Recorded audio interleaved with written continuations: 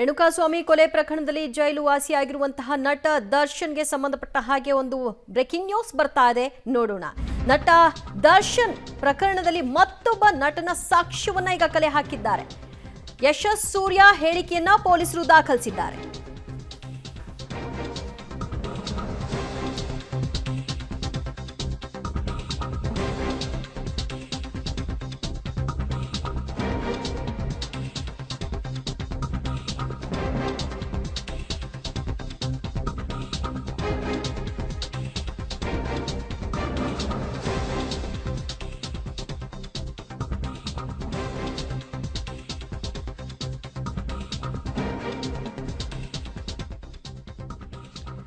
D ಗ್ಯಾಂಗ್ನಿಂದಾದ ಹತ್ಯೆ ಪ್ರಕರಣಕ್ಕೆ ಸಂಬಂಧಪಟ್ಟ ಹಾಗೆ ಮುಂದುವರೆದಿದೆ ತನಿಖೆಯನ್ನ ನಡೆಸುವಂತಹ ಪ್ರಕ್ರಿಯೆ.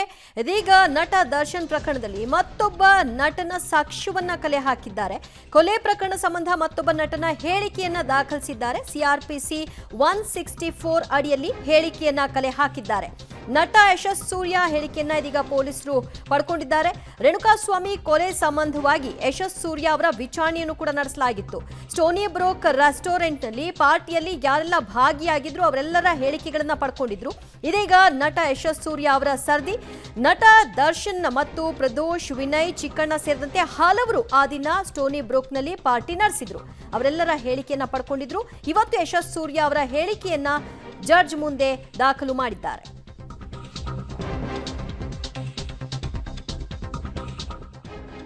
ಮತ್ತಷ್ಟು ಮಾಹಿತಿ ಪಡೆಯೋಣ ನಮ್ಮ ಪ್ರತಿನಿಧಿ ಮುರಳೀಧರಿಂದ. ಮುರಳೀಧರ, ಈ ಒಂದು ಪ್ರಕರಣದ ಆರಂಭಿಕ ದಿನಗಳಲ್ಲೇ ತನಿಖೆ ಆಗುವಾಗ ಯಶಸ್ ಸೂರ್ಯ ಕೂಡ ಇದ್ರು ಅನ್ನುವಂತಹ ವಿಷಯ ಇತ್ತು. ಆದ್ರೆ ಅಲ್ಲಿಯವರೆಗೂ ಅವರ ಹೇಳಿಕೆಯನ್ನ ಪಡ್ಕೊಂಡಿರಲಿಲ್ಲ. ಇವತ್ತು ಅವರ 164 ಹೇಳಿಕೆಯನ್ನ ಪಡ್ಕೊಂಡಿದ್ದಾರೆ. ಏನ್ ಬೆಳವಣಿಗೆ ಆಗ್ತಾ ಇದೆ ಈ ಪ್ರಕರಣದಲ್ಲಿ? ದಿವ್ಯ, ಏನಂದ್ರೆ ಪ್ರಮುಖವಾಗಿ ಈ ಪ್ರಕರಣಕ್ಕೆ ಸಂಬಂಧಪಟ್ಟಂತೆ ಸ್ಟೋನಿ ಬ್ರೂಕ್ ಈ ಹತ್ಯೆ ಯಾವಾಗ ನಡೀತು, ಹತ್ಯೆ ನಡೆಯೋದಕ್ಕಿಂತ ಮುಂಚೆಯಾಗಿ ಸ್ಟೋನಿ ಬ್ರೂಕ್ ನಲ್ಲಿ ಮೂವರು ಆರೋಪಿಗಳು ಅಂದ್ರೆ ದರ್ಶನ್ ಇರ್ಬೋದು, ಪ್ರದೋಷ್ ಇರ್ಬೋದು ಮತ್ತು ವಿನಯ್ ಇರ್ಬೋದು, ಅವ್ರ ಮೂವರು ಆರೋಪಿಗಳು ಚಿಕ್ಕಣ್ಣ, ಹಾಸ್ಯ ನಟ ಚಿಕ್ಕಣ್ಣ ಮತ್ತು ಈ ಯಶಸ್ ಸೂರ್ಯ ಇನ್ನೊಬ್ಬ ನಟ ಏನಿದ್ದಾರೆ ಅವರಿಬ್ಬರ ಜೊತೆಯಲ್ಲಿ ಕೂತ್ಕೊಂಡು ಪಾರ್ಟಿಯನ್ನ ಮಾಡ್ತಾ ಇದ್ರು ಅನ್ನೋದ್ರ ಬಗ್ಗೆ ಮಾಹಿತಿ ಈಗಾಗಲೇ ಗೊತ್ತಿರುವಂತ ವಿಚಾರ.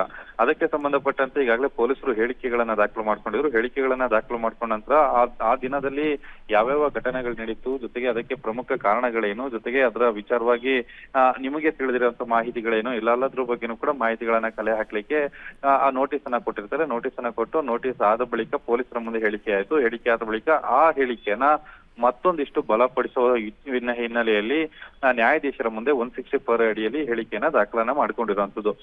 ಈ ಹಿಂದೆ ಕಳೆದ 4 ದಿನಗಳ ಹಿಂದೆ ಚಿಕ್ಕಣ್ಣ ಅವರು ಕೂಡ 164 ಹೇಳಿಕೆಯನ್ನ ದಾಖಲು ಮಾಡಿದ್ರು. ದಾಖಲು ಮಾಡಿದಾಗ ಆ ಸಂದರ್ಭದಲ್ಲಿ ಕೂಡ ತಾಂತ್ರಿಕ ಸಾಕ್ಷ್ಯಗಳು ಪೊಲೀಸರ ಕೈಗೆ ಸಿಕ್ಕಿತು. ಅಂದ್ರೆ ತಾಂತ್ರಿಕ ಸಾಕ್ಷ್ಯಗಳು ಅಂದ್ರೆ ಸ್ಟೋನಿ ಬ್ರೂಕ್ ನಲ್ಲಿ ಇದ್ದಂತ ವಿನಯ್ ಮಾಲೀಕತ್ವದ ಸ್ಟೋನಿ ಬ್ರೂಕ್ ನಲ್ಲಿ ಇದ್ದಂತ ಸಿಸಿಟಿವಿ ಫುಟೇಜಸ್ ಗಳಂತೂ ಆ ಸಿಸಿಟಿವಿ ಫುಟೇಜಸ್ ಗಳನ್ನ ಈಗಾಗಲೇ ವಶಕ್ಕೆ ತೆಗೆದುಕೊಂಡಿದ್ದಾರೆ. ಜೊತೆಗೆ ಅಲ್ಲಿ ಊಟವನ್ನ ಸಪ್ಲೈ ಮಾಡ್ತಿದ್ದಂತ ಇಬ್ಬರು ಸಪ್ಲೈಯರ್ಸ್ ಏನಿದ್ರು ಅವರ ಹೇಳಿಕೆಗಳನ್ನು ಕೂಡ ದಾಖಲನ ಮಾಡ್ಕೊಂಡಿದ್ರು. ಆದ್ರೆ ಟೇಬಲ್ ನಲ್ಲಿ ಜೊತೆಯಲ್ಲಿ ಕುಳಿತುಕೊಂಡು ಪಾರ್ಟಿ ಮಾಡಿದಂತ ಚಿಕ್ಕಣ್ಣ ಮತ್ತು ವಿನಯ್ ಯಶಸ್ ಸೂರ್ಯ ಇವರಿಬ್ಬರ ಹೇಳಿಕೆಗಳನ್ನ ಏನಕ್ಕೆ ಪಡ್ಕೊಂಡಿದ್ದಾರೆ ಅಂತ ಅಂದ್ರೆ, ಪವನ್ ಯಾವ ಸಂದರ್ಭದಲ್ಲಿ ಬಂದು ದರ್ಶನ್ ಅವ್ರಿಗೆ ಇನ್ವೈಟ್ ಅನ್ನ ಮಾಡ್ತಾನೆ ಮತ್ತು ಏನಂತ ವಿಚಾರವನ್ನ ದರ್ಶನ್ ಮತ್ತು ವಿನಯ್ಗೆ ಮಾಹಿತಿಯನ್ನ ನೀಡ್ತಾನೆ. ಅಂದ್ರೆ ರೇಣುಕಾಸ್ವಾಮಿ ವಿಚಾರವಾಗಿ ಏನಾದ್ರು ಹೇಳಿಕೆಯನ್ನ ಕೊಟ್ಟಿರುವಂತದ್ದು ನಿಮ್ಮನ್ನ ಗಮನಕ್ಕೆ ಬಂದಿತ್ತಾ? ಜೊತೆಗೆ ದರ್ಶನ್ ಅವ್ರಿಗೆ ಎಷ್ಟು ಗಂಟೆ ಸಂದರ್ಭದಲ್ಲಿ ಆ ಹೇಳಿಕೆಗಳನ್ನ ಕೊಟ್ಟಿರುವಂತದ್ದು ಮತ್ತು ದರ್ಶನ್ ಆ ಟೇಬಲ್ ನಿಂದ ಎಷ್ಟು ಗಂಟೆಗೆ ಹೊರ ನಡೆದ್ರು ಅನ್ನೋದ್ರ ಬಗ್ಗೆ ಸ್ಪಷ್ಟೀಕರಣವನ್ನ ಪಡ್ಕೊಳ್ಳೋದಕ್ಕೆ ಈ ರೀತಿಯ ನೋಟಿಸ್ ಅನ್ನ ಕೊಟ್ಟು ಹೇಳಿಕೆಗಳನ್ನ ದಾಖಲು ಮಾಡ್ಕೊಂಡಿರುವಂತದ್ದು. ಅಂದ್ರೆ ನ್ಯಾಯಾಧೀಶರ ಮುಂದೆ